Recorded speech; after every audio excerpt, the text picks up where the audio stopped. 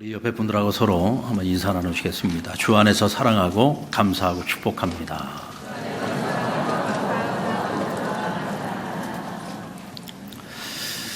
우리가 인생을 살아가면서 가장 어려운 일이 있다면, 가장 어려운 것이 있다면 과연 무엇일까 생각을 해봅니다.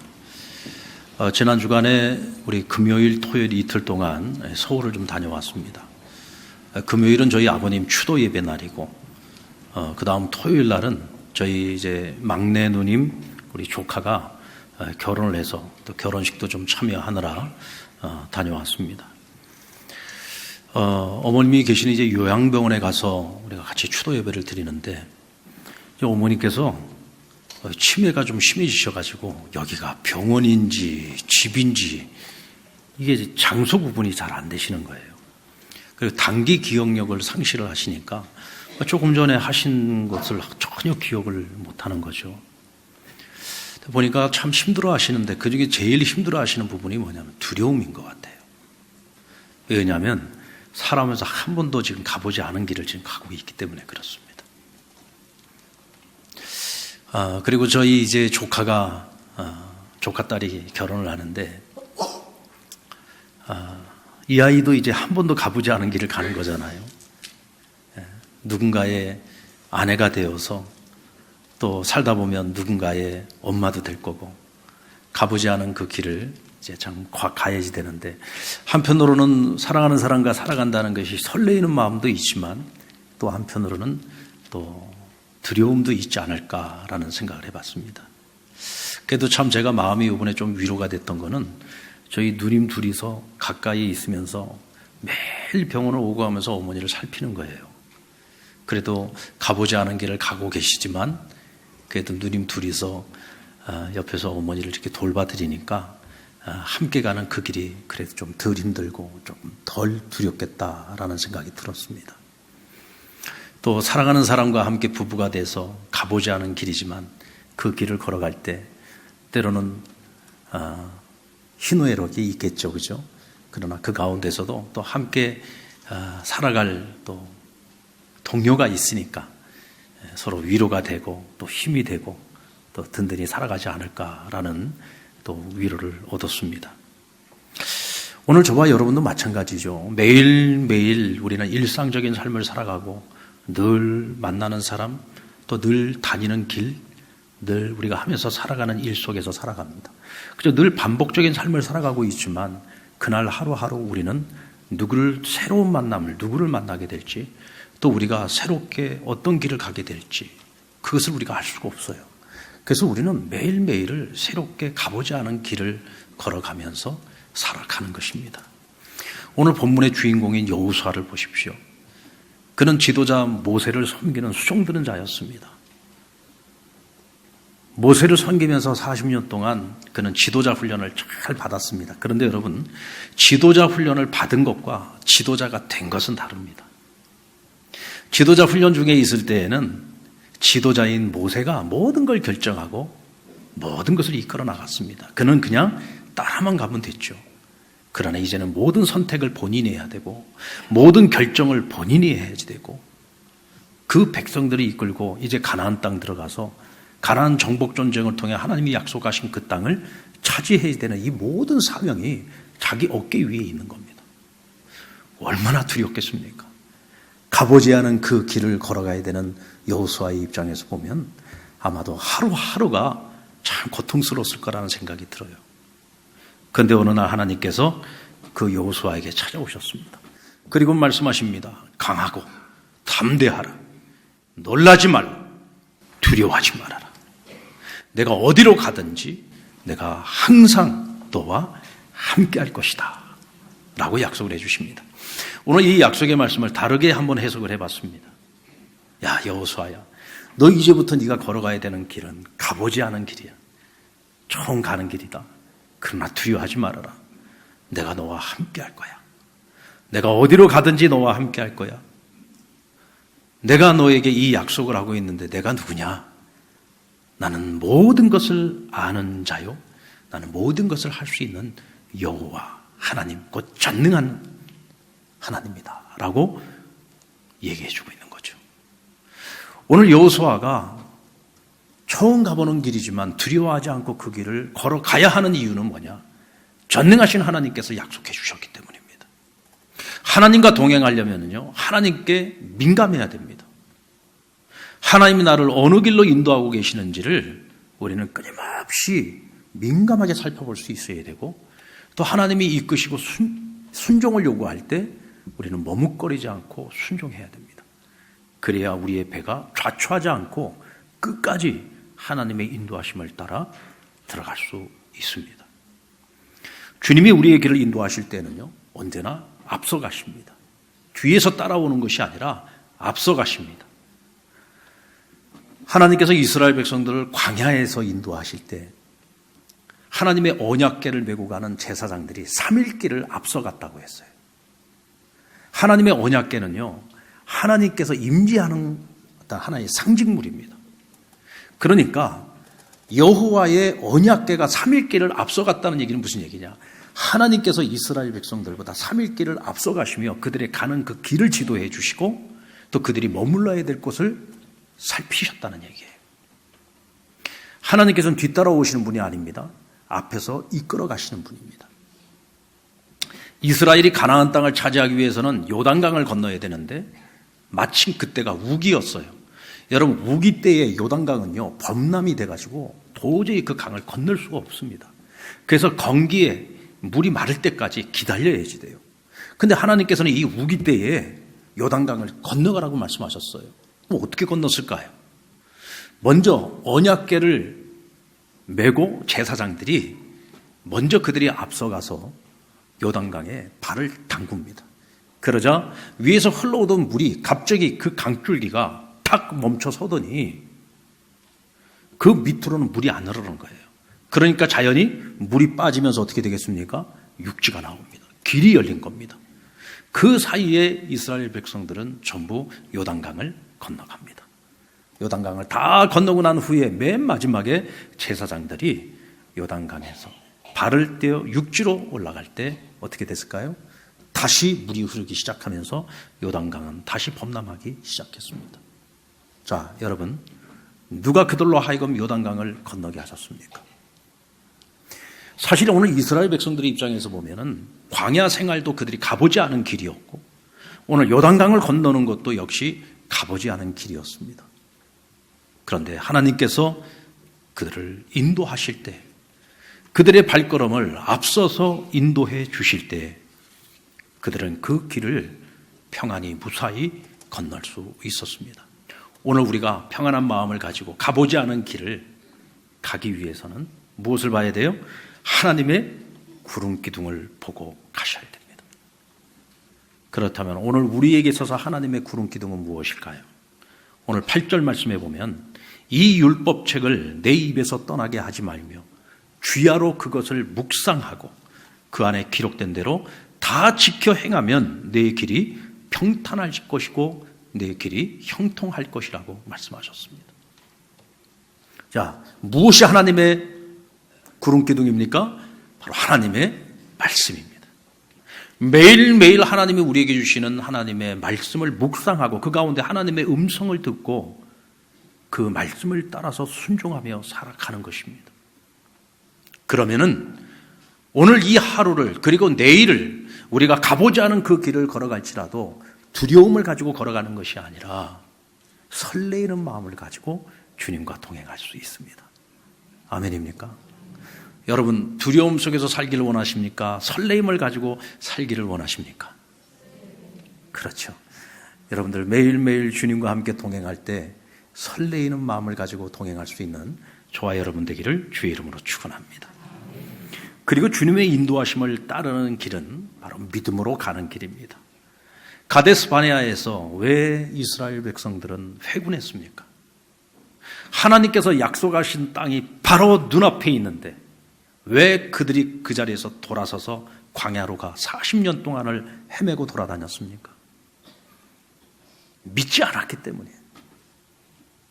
하나님께서 약속하신 땅인데 12명의 정탐꾼이 갔다 와서 2명 여호수아와 갈렙은 긍정적인 보고 믿음의 보고를 하고 10명은 불신앙의 보고를 했습니다. 그런데 백성들은 누구의 말에 귀를 기울였죠? 불신앙의 말에 귀를 기울여서 이것이 이스라엘의 현 주소였습니다. 이스라엘이 가지고 있는 신앙의 현 주소였단 말이죠. 결국은 불신앙 때문에 믿지 못하니까 하나님이 약속하신 땅이 눈앞에 있는데도 그 땅을 차지하지 못하고 돌아서 광야로 나가서 여호수아와 갈렙 두 사람을 제외한 모든 사람이 광야에 다 죽고 말았어요. 그중에 한 사람도 못 들어갔습니다. 아무리 하나님이 우리를 좋은 길로 인도하려고 해도 우리가 믿지 못하고 따르지 않으면 나와 전혀 상관없는 길이 되고 마는 겁니다. 40년이 지났습니다. 이제 가나안 땅을 다시 목전에 두고 있습니다. 여호수아가 2명의 정탐꾼을 보냈습니다. 그들이 돌아와서 여호수아에게 보고합니다. 우리가 여리고성에 들어갔을 때 우리가 들어간 것이 발각이 되고 추격군들이 지금까지 우리를 쫓아왔습니다. 그런데 우리가 그 성에서 라합이라고 하는 한 기생을 만나게 되는데 이 여인에게 우리가 은혜를 입어 이렇게 무사히 돌아올 수 있었노라고. 그러면서 이 여인으로부터 들은 정보를 여호수아에게 알립니다. 이 라합이라고 하는 이 기생이 이야기를 해주기를 우리가 애굽에서 나올 때부터 우리의 하나님 여호와께서 우리와 함께 하심에 홍해 바다를 건널 때에도 그 바닷물을 하나님께서 마르게 하심으로 이스라엘에게 길을 열어 그 바다를 건너게 하셨다는 것을 그들이 들어서 알고 있다는 거예요. 그리고 요단강 건너편에 있는 아모리의 왕들 시온과 옥을 멸절시킨 그 사건에 대해서도 가나안 백성들이 다 들어서 알고 있다는 거예요. 그런데 그것을 듣고 마음에 근심이 있고 마음에 근심이 찾아오고 그들이 정신을 잃어버렸다고 얘기합니다. 간담을 녹았다고 얘기를 합니다. 그러면서 이 여인이 뭐라고 얘기를 하냐면 당신들이 믿는 당신들의 하나님 여호와께서 이 여리고성과 이 가나안 땅을 당신들에게 준 것을 저는 믿습니다 라고 고백을 해요. 이 얘기를 들을 때 여호수아의 마음이 어땠을까요? 여러분, 여호수아의 마음에는 아직도 가보지 않은 길을 가야지 되는 것에 대한 두려움이 있었습니다. 그런데 그가 이 보고를 듣고 난 후에 백성들을 이끌고 우기에 강이 범람하고 있는데 하나님께서 가라 하시니까 그 요단강을 건너는 용기의 결단을 내렸습니다. 그리고는 강을 건너가지고요, 여리고성 앞에 그들이 진을 펼치고 있는데 하나님께서 명령하시기를 할례를 행하라는 겁니다. 너희가 아직까지 광야 생활하느라고 할례를 행하지 못하여 거룩하지 못하니 저 땅 하나님이 약속하신 거룩한 땅에 들어가기 전에 너희가 먼저 할례를 행해야 된다. 근데 여러분, 남자들은 할례를 행하면요 싸움을 못합니다. 지금 적이 바로 코앞에 있는데 그들이 만약에 군대를 이끌고 나오면 다 죽어야 된다는 얘기잖아요. 근데 하나님께서 갑자기 할례를 명합니다. 그리고 6월절 절기 축제를 벌이라는 거예요. 이건 상식적으로 맞지 않는 명령이었습니다. 그런데 이스라엘 백성들이 여호수아의 명령을 따라 순종했습니다. 나중에 여리고성을 무너뜨릴 때 어떻게 무너뜨렸습니까? 성을 그냥 돌라는 거예요. 그때 하루에 한 바퀴 돌고 6일 동안 돌고 마지막 제7일째 되는 날 7바퀴 돌고 그때에 나팔을 불고 너희가 소리를 외치면 성이 무너질 거라는 거예요. 이게 여러분 하나님의 작전 명령입니다. 여러분 같으면 어떻게 하시겠습니까? 좋습니다. 아멘. 그러고 가서 하시겠습니까? 이 말도 안 되는 명령인데 여호수아는 그것을 믿고 용기를 내어 백성들과 함께 여리고성을 돌았습니다. 이와 같은 정말 순종하기에 너무나도 불합리한 명령인데도 불구하고 여호수아와 그 백성들이 순종할 수 있었던 그 믿음을 제공한 단초가 누구였느냐면 바로 이 라합이라고 하는 기생이란 말이죠. 여러분, 말이 좋아서 기생이죠. 남자들에게 웃음과 술을 팔아서 먹고 사는 창기였습니다. 그런데 이 여인은 자기가 눈으로 본 것도 아니에요. 단지 이스라엘의 하나님께서 하셨다라고 하는 그 일에 대해서 들은 소문만 가지고도 그 여호와 하나님을 믿었다는 겁니다. 단순히 믿기만 한 것이 아니라 믿음을 따라서 자기 목숨을 걸고 대가를 지불하면서 믿음의 행동을 했어요. 그렇기 때문에 이 2명의 정탐꾼을 자기 집에 숨겨줄 수 있었던 거죠. 만약에 여러분 추격꾼들에게 붙잡히고요. 이 모든 사실이 발각됐으면은 라합과 그의 가족은 능지처참을 당해서 죽어야 됩니다. 다시 말하면 목숨을 걸고 정탐꾼들을 지켜주고 하나님 앞에서 뜻을 정했다는 얘기예요. 아멘입니까? 이 대단한 믿음인 거죠. 어쩌면 이 라합이 가지고 있는 이 믿음이 여호수아와 이스라엘 백성들의 믿음을 업그레이드 시켜준 거예요. 그래서 그 이후에 하나님이 하신 그 모든 명령에 대해서 그들이 순종할 수 있는 믿음의 자리로 나아갈 수 있게 했다는 거죠. 그러니까 하나님께서는 이 라합을 주목하고 계셨던 겁니다. 여러분, 우리 한번 생각해 봅시다. 라합이 어떻게 믿었을까요? 여러분, 아는 것과 믿는 것은 다릅니다. 가나안 사람들도 똑같이 그 소식을 다 들었어요. 소문을 다 똑같이 들었습니다. 심지어는 간담이 높고 정신을 잃어버렸다고 했잖아요. 그런데 여러분, 아는 것하고요, 믿는 것은 또 다릅니다. 그들이 정신을 잃었다고 해서 그럼 항복을 했습니까? 하나님께는 안 되겠구나, 우리 항복하자 그러고 항복했나요? 아니요, 항복 안 했습니다. 왜냐하면 그들도 믿고 있는 신이 있어요. 우리의 신이 여호와 하나님을 이기고 우리에게 승리를 안겨줄 거라고 기대를 한 거죠. 그리고 여리고라고 하는 이 성은 아주 견고한 성입니다.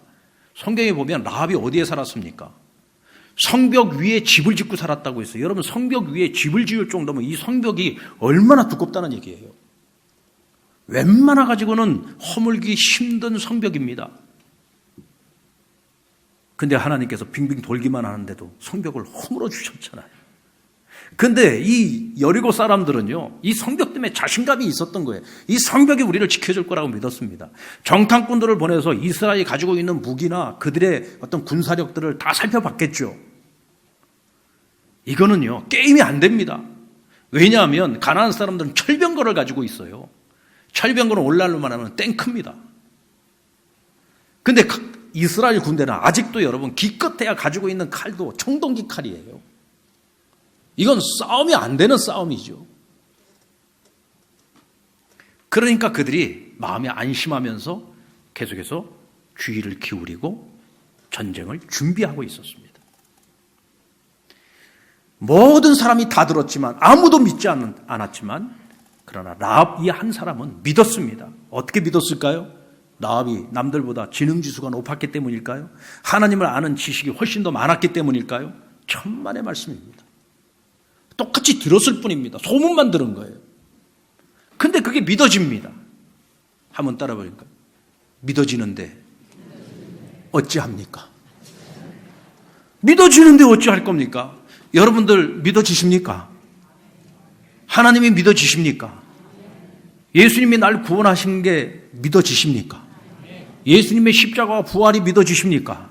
오늘 밤 내가 세상을 떠나도 내가 가진 이 믿음으로 말미암아 난 천국에 갈 수 있다는 확신이 있습니까? 믿어집니까? 꼭 믿어지는데 어떻게 할 겁니까? 우리는 이것을 이렇게 얘기하죠. 하나님의 은혜로 말미암아 구원을 얻었나니 이것이 너희에게서 난 것이 아니요 하나님의 선물이라. 결국 하나님의 은혜입니다. 라합이 믿어진 것도 하나님의 은혜요. 오늘 저와 여러분에게 믿어지는 역사도 하나님의 은혜입니다. 그런데 어쩌면 라합이 우리보다 조금 더 나은 것이 있는 것 같아요. 그게 뭐냐? 내가 믿는 것을 따라 행동하는 신앙을 가졌다는 거죠. 히브리서 11장 31절에 보면 믿음으로 기생 라합은 정탐꾼을 평안히 영접하였으므로 순종하지 아니한 자들과 함께 멸망하지 아니하였다 그랬어요. 하나님께서 구별하여 그와 그의 가족을 구원해 주시죠. 여호수아 2장 11절 하반절에 보면 너희의 하나님 여호와는 위로는 하늘에서도 아래로는 땅에서도 하나님이시니라 그랬어요. 오늘 이 여인은 누구한테 배운 것도 아닌데 유일신 신앙을 갖고 있습니다. 너희의 하나님이 상천하지의 유일한 하나님이라는 거예요. 유일한 신이라는 겁니다. 대체 이 여인은 어떻게 이런 믿음을 가지게 됐는지 정말 신기하지요? 그래서 하나님의 은혜라고 밖에는 설명할 길이 없습니다. 근데 야고보서 기자가 이렇게 고백을 하죠. 야고보서 2장 25절에 보면 또 이와 같이 기생 라합이 사자들을 접대하여 다른 길로 나가게 할 때에 여기가 중요해요. 행함으로 의롭다 하심을 받은 것이 아니냐 그랬어요. 머리로만 믿는 신앙이 아니라 오늘 이 여인은 행함으로 믿었다는 거예요. 그러니까 대가를 지불합니다. 자기가 믿는 믿음에 대한 대가 지불을 한 거죠. 오늘 우리에게 필요한 믿음은 바로 이런 믿음. 오늘도 하나님께서 찾으시는 믿음은 바로 이와 같이 행하는 믿음이에요. 그냥 형이상학적으로 그럴 것이다 라고 그냥 믿는 거, 머릿속으로만 단순하게 믿는 그런 믿음이 아니라 믿음대로 살아가는 겁니다. 믿기 때문에 목숨을 걸고 하나님께 자신의 운명을 거는 거예요. 오늘 이와 같은 라합을 하나님이 축복하십니다. 어떻게 축복하셨어요? 여리고성이 무너졌을 때 여호수아가 제일 먼저 백성들에게 명령했던 것이 성 안으로 들어가서 라합과 정탐꾼들이 약속하고 맹세했던 것처럼 창문에 빨간 천이 걸려있는 그 집에 들어가서 그 집 안에 숨어있는 사람들 라합과 그의 가족을 먼저 데리고 나와 성 바깥으로 이끌어내고 그 다음에 성 안에 들어가서 가나안 사람들을 전부 도륙해서 멸절시키라고 명령합니다. 제일 먼저 그들부터 구별하여 그들을 먼저 구원하셨다는 거죠. 하나님께서 그들을 심판으로부터 구원해 주신 것입니다. 아멘입니까? 무엇이 그들을 구원받게 했습니까? 믿음이 구원을 받게 한 거예요. 행동하는 믿음이 그들을 구원받게 한 것입니다. 그뿐만이 아니죠. 라합은 이제 이스라엘의 한 구성원이 되었습니다. 이제 이스라엘 백성들 하나님의 백성과 함께 살아가고 하나님을 함께 경외하는 자가 되었습니다. 그리고 유다 지파의 남자인 살몬과 결혼을 하게 됩니다. 그리고 이 살몬과 결혼해서 낳은 자녀가 누구냐면 바로 룻기서의 주인공인 보아스입니다. 이 보아스는 유력한 자 아닙니까? 모든 유대인들에게 믿는 자의 표범이 되고 성품과 인격과 신앙 모든 면에 있어서 본받을 만한 사람이었다는 얘기예요. 여러분, 한낱 창기에 불과했던 그것도 이방년이었던 라합이 낳은 아들이 유력한 자 보아스가 된 거예요. 보아스가 룻과 결혼해가지고 낳은 자녀가 누굽니까? 오벳이잖아요. 오벳이 누구를 낳았습니까? 이새를 낳았죠. 이새가 누구를 낳았습니까? 다윗을 낳았잖아요. 다시 말하면 라합이 다윗의 조상이 된 거예요.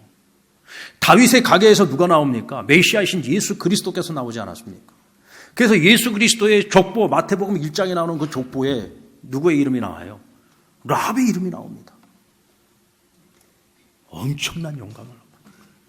왜 하나님께서 이 라합이라고 하는 이 여인에게 이런 엄청난 영광을 주신 걸까요? 오늘 이 여인의 믿음이 이스라엘 전체를 살린 겁니다. 이스라엘이 40년 동안 죽을 고생하고 이제 가나안 땅 들어가기 직전에 그들의 믿음을 한 단계 업그레이드 시켜서 하나님의 명령 앞에 순종하고 그 땅을 차지할 수 있는 믿음을 도와여 줍니다. 하나님의 도구로 쓰임받았습니다. 우리가 서로 믿을 만한 동무가 되고 믿을 만한 동역자가 되어서 우리가 가보지 않은 그 길을 주님과 함께 동행하며 걸어갈 때 여러분 하루하루가 두려운 하루하루가 아니라 날마다 설레이는 하루하루를 살아갈 수 있는 저와 여러분 될 수 있기를 주의 이름으로 축원합니다. 이제 우리가 해피데이 1117을 선포하고 이제 70일 동안을 정말 이 복음의 불모지인 창원과 경남을 뒤집어 엎는 역사를 이제 우리가 이제부터 시작을 해야 됩니다. 그런데 평상시에 늘 복음 전하는 것이 사명인 줄 알고 때를 얻든지 못 얻든지 주의 복음을 열심히 전하면서 살아오신 분들에게는 이 70일이라는 이 전도의 시간들이 아마 여러분에게 익숙한 시간이겠지만 생전가야 예수 믿고 지금까지 금년들어 단 한 명에게도 예수 믿으라는 소리 한번 못 해보고 단 한 명은 영혼에 대한 책임감을 가지고 복음 전해보지 못했던 분들이라면 이 70일은 여러분들에게 가보지 않은 길일 것입니다. 그러나 여러분, 오늘 우리가 서로가 으쌰으쌰하고 서로가 격려하면서 그렇게 함께 우리가 이 길을 걸어간다면 여러분 이 70일도 아마 설레이는 시간들이 되고 은혜와 감격의 시간들이 되리라고 믿습니다. 용기를 가지고 주님과 함께 동행하면서 승리하는 70일 멋지게 함께 만들어갈 수 있기를 다시 한번 주의 이름으로 축원합니다.